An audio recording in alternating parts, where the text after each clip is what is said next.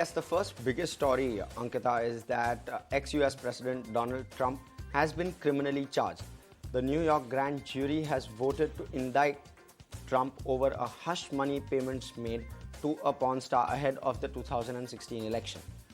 The details of the charges he faces are yet to be fully released.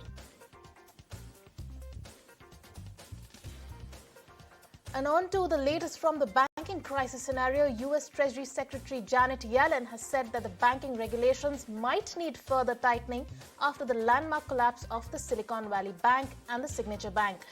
Adds that the efforts to bolster the financial system looks incomplete after the recent turmoil. Let's shift focus to weekly jobless claims. And the Americans filing for unemployment grew more than expected now. Initial jobless claims for the week rose by 7,000 to 198,000 versus economists' projections of 196,000. World Bank submits long-awaited reform plans to boost annual lending to middle-income countries by around $5 billion.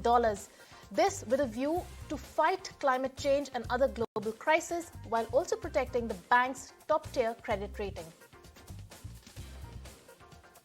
Well, and Indian-American business leader Ajay Banga is all set to become the next president of the World Bank. After the month-long nomination window closed yesterday, no other alternatives announced to Banga, and that's what's led to his appointment. The former MasterCard chief was tapped by US President Joe Biden last month after current President David Malpass announced plans to step down almost a year early.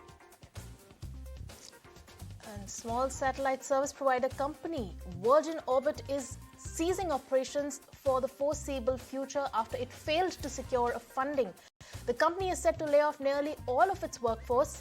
CEO Dan Hart says they have no choice but to implement immediate, dramatic and extremely painful changes. The stock plunged as much as 16% in after-hours trading. Well, and